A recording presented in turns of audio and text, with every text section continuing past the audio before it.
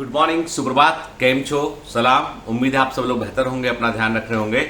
आप सभी लोगों को ईद की हार्दिक शुभकामनाएं। ईद मुबारक।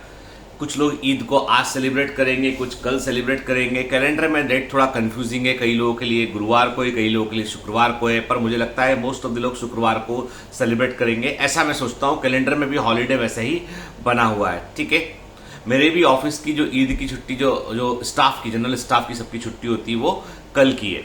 खैर, हर एक फेस्टिवल हमें कुछ सिखाता है, हमें जो है कोई दिशा दिखलाता है। और याद रखिए कि हमारा देश जो है वो उन खुशनसीब देशों में से एक है जहां पर हमारे पास में कई सारे अलग अलग धर्मों के फेस्टिवल है और हम लगभग सबको सेलिब्रेट करते हैं। मुझे अच्छे से ध्यान है कि जो जब रमजान का जो महीना होता है, इसकी मेरी बड़ी अच्छी मेमोरीज मेरे पास है इसकी।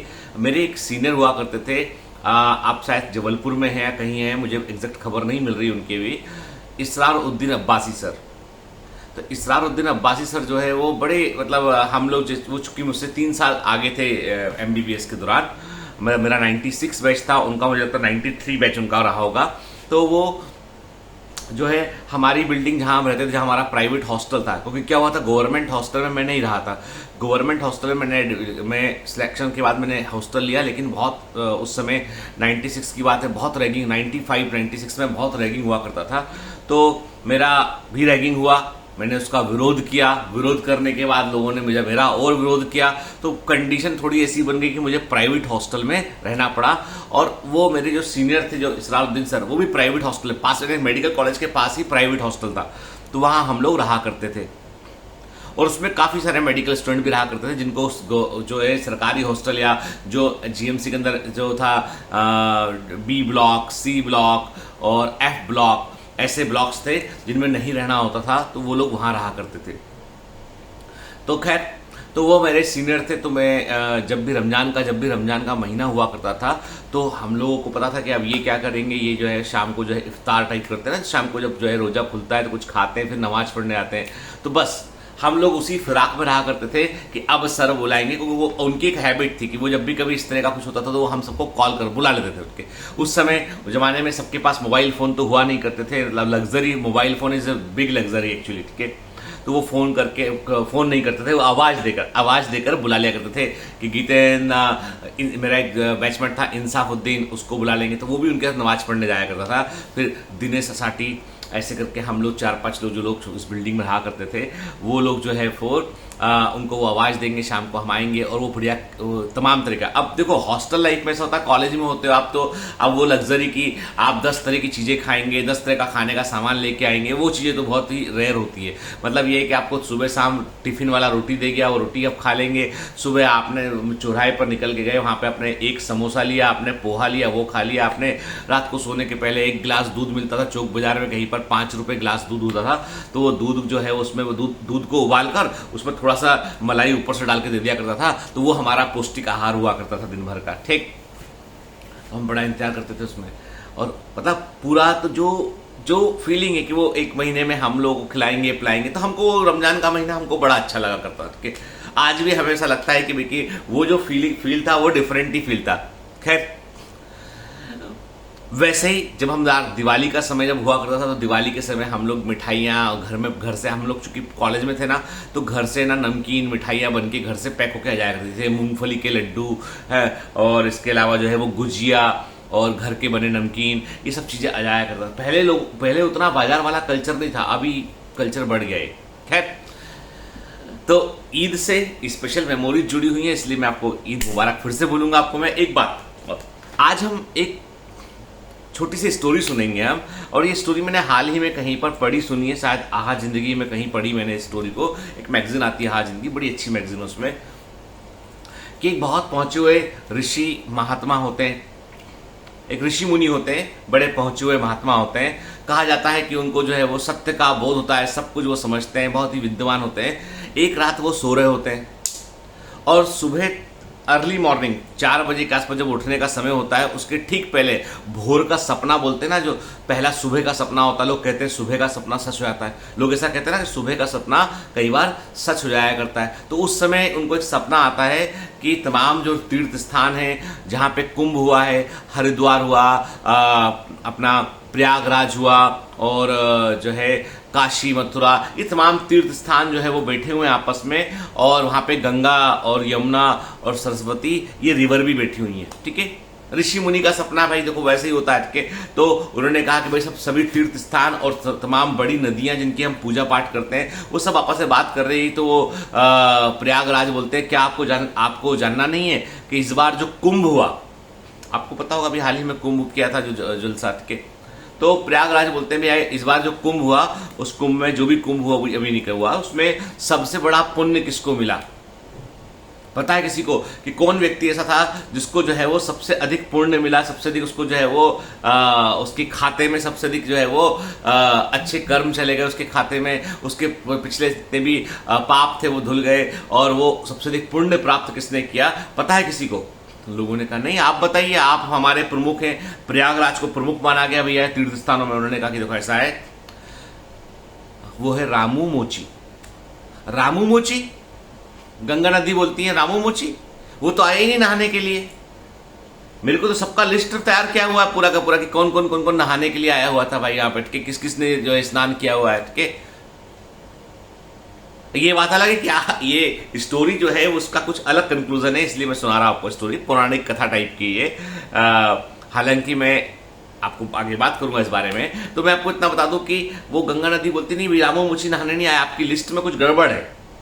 तो प्रयागराज बोलते नहीं हमारी लिस्ट में कोई गड़बड़ नहीं हो सकती है, हमारी जो लिस्ट है वो परफेक्ट लिस्ट है, रामू मोची को ही सबसे अधिक पुण्य मिला है। देखो चेक करो, अरे हरिद्वार भी आश्चर्य में, मथुरा भी आश्चर्य में, वृंदावन, कैलाशनाथ, तमाशा जितना भी जो जी तीर्थ स्थान है ना, सभी टेंशन में कह रहे यार ये कहाँ कहीं दिखा रहे। वो बोलते हैं आप अपना उज्जैन का अपना जो है वो महाकाल मंदिर वाली की बात करें हमें, तमाम जो इतने बड़े बड़े मंदिर है यार, आया तो है नहीं है। बीच में गुजरात से बोलते हैं सोमनाथ जी नहीं आया, हमारे यहाँ भी नहीं आया, द्वारका जी हमारे यहाँ भी नहीं आया, कहीं नहीं आया आदमी। तो फिर ये कैसे लिस्ट में टॉपर कैसे बन गया ये? जब ये आया ही कहीं नहीं तो टॉपर कैसे बन गया? इतने में सपना टूट जाता है उनका। अब ऋषि मुनि कहते हैं भैया देखो सुबह तड़के सुबह सो के उठते के समय मुझे सपना दिखा, उसमें रामू मोची, और उस सपने में किसी ने पूछा होगा, कि ये रामू मोची रहता कहाँ है? तो प्रयागराज ने बताया कि ये केरल के पास में एक छोटा सा गांव है, यदुवी गांव है, उस यदुवी गांव में रहता है। अब ऋषि मुनि का सपना टूटा तो बोले अरे यार सुबह का सपना मेरा गलत तो हो नहीं सकता है। ऋषि मुनि जो है अपना जो भी अपना जो है वो अपना सुबह का पूजा पाठ करके फ्रेश होके वो निकल जाते हैं केरल के लिए। चलो केरल जाऊंगा मैं। पूछते भी शिष्य कि कहाँ जा रहे हो गुरुवर? मैं आता हूँ कुछ दिनों के बाद। निकल लिए केरल, राह पकड़ चलते गए और एक दिन केरल पहुंच गए। केरल पहुंच के पता किया उन्होंने भैया यदुवी गांव कहाँ पे? किसी ने बताया कि यहाँ से जो है 100 किलोमीटर दूर यहाँ पे इतने दूर पे ये गांव है, आप चले जाओ, बैलगाड़ी छोड़ देगी आपको ये। तो वो चले पहुंच जाते गांव में। गांव जाके पूछते यदुवी गांव भी मिल जाता है उनको, तो उनको यकीन होता है कि हाँ भाई सपने में देखा वो सही था। पूछते रामू मोची कहाँ रहता है यहाँ पे? उन्होंने कहा रामू मोची घर, ये तीसरा वाला घर उसका है। अब रामू मोची के घर पहुंचते हैं। रामू मोची अपना जो है वो जो भी अपना कारोबार है अपना, कि भाई वो काम कर रहे होते हैं तो वो पूछते हैं कि भाई आप रामू मोची हैं? जी गुरुवर, मैं आपसे मिलने आया हूँ। बताते हैं कि भाई कई 100 किलोमीटर की यात्रा करके आया हूँ। रामू मोची कहता साहब मैं तो बहुत छोटा आदमी हूँ, मेरे से मिलने आने क्या मतलब है? मेरे को तो जो है जाति व्यवस्था के चलते लोग बाग मेरे को जो है वो निम्न जाति का भी मानते हैं, लोग बाग मुझसे बराबरी का व्यवहार भी नहीं करते हैं। मैं लोगों के लिए जो है वो जो उनके कंफर्ट के लिए जूते चप्पल वो सब सिलने का मैं काम करता हूँ, चमड़े का मेरा मेन व्यापार है, और मैं जो है मेरा तो ये काम है साहब। तो आप मतलब मुझसे मिलने आए तो मेरे लिए बहुत बड़ी सौभाग्य की बात है। तो वो ऋषिवर बोलते क्या मैं तुम्हारे साथ बैठ सकता हूँ? बोलते हैं अरे आप किसी बात कर रहे हैं, आप सब कुछ आपका है। वो बैठाता है उनको, ठीक है। वो ऋषि मुनि तो जान रहे होते हैं कि भैया इसको बहुत पुण्य मिला है, तो इससे तो कोई जाति भेद वगैरह वो सब जो समझदार लोग होते हैं वो नहीं करते कभी। फिर वो पूछते हैं उससे कि भाई तुम बताओ, तुमने अभी पिछले दिनों तुम क्या कुंभ गए थे? तो बोलता नहीं साहब कुंभ नहीं गया मैं।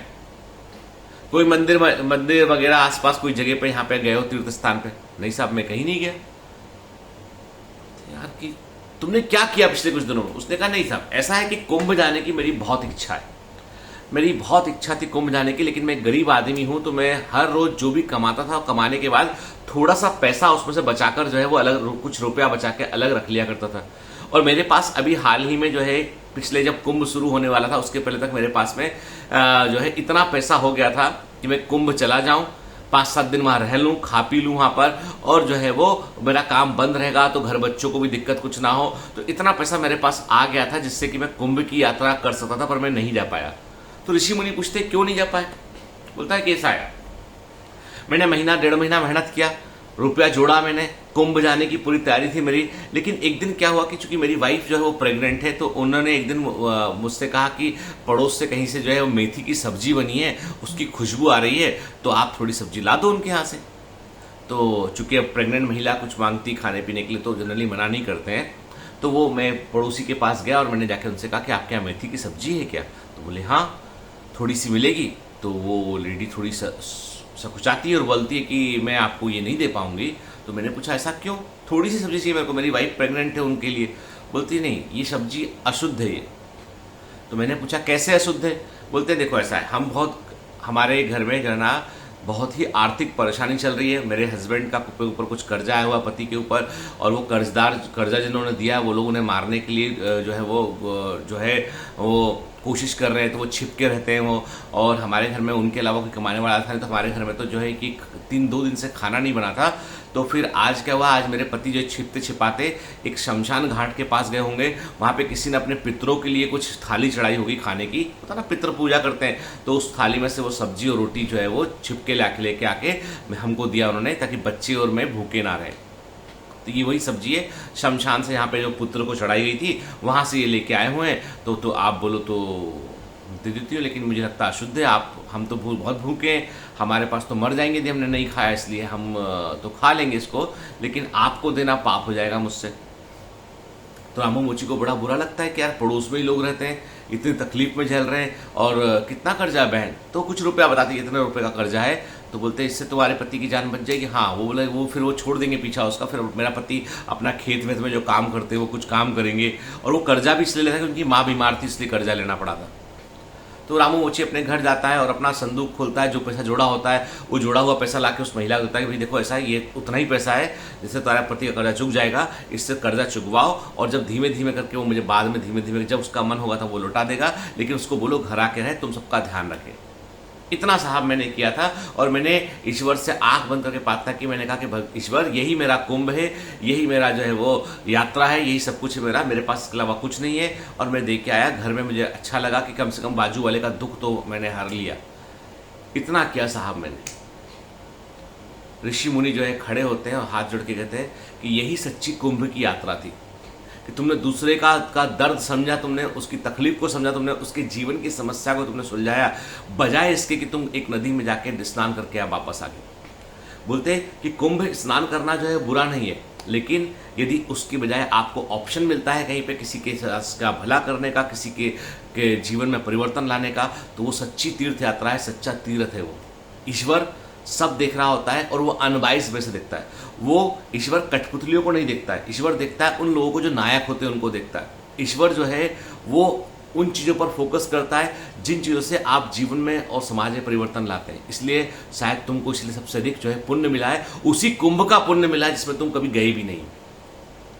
अब आप सोचिए, इस स्टोरीज में मैं बताने की कोशिश की गई है कि हम ईश्वर को, अल्लाह को, गॉड को सब जगह ढूंढते फिरते हैं, परंतु वो मंदिरों में, मस्जिदों में, गिरजाघर में और किसी तीर्थ स्थान पर नहीं होता है, बल्कि वो हम सब के अंदर होता है, हमारे अड़ोस पड़ोस में कहीं होता है। जहाँ हम हेल्प करते हैं तो किसी जो है वो मैंने कहा ना कि किसी प्रकार से भोजन की व्यर्थ बर्बादी की तुलना में यदि उस भोजन को किसी ज़रूरतमंद को दे दिया जाए ना तो ज़्यादा पुण्य लगता है, ज़्यादा उससे जो है हम जो है वो पुण्य को अर्जित कर पाते हैं और मन को बेहतर लगता है। मैं हमेशा एक बात कहता हूँ, जब भी मौका मिले आपको लगता है तो आप अपने जो भी लिमिटेड रिसोर्सेज, उसके लिए अमीर होना जरूरी नहीं, जो भी लिमिटेड रिसोर्सेज है ना, उस रिसोर्सेज से आप किसी की हेल्प करेंगे, उससे परिवर्तन होगा और उसी वही सच्ची श्रद्धा है, सच्ची प्रार्थना। तो ईद के दिन भी हमको ये लगता है कि जो जरूरतमंद लोग हैं, जिन लोगों को हमें मदद करना चाहिए, उनकी बिल्कुल मदद कीजिए आप उनको। यानी हम एक गरीब व्यक्ति की, एक उस व्यक्ति की जो नीडी है उसकी हम मदद करते हैं ना, तो वो जो मदद होती है वो सच का इन्वेस्टमेंट होता है। अल्लाह उसे देख रहा होता है, गॉड उसे देख रहा होता है, ईश्वर उसे देख रहा होता है। Have a great day, all the best.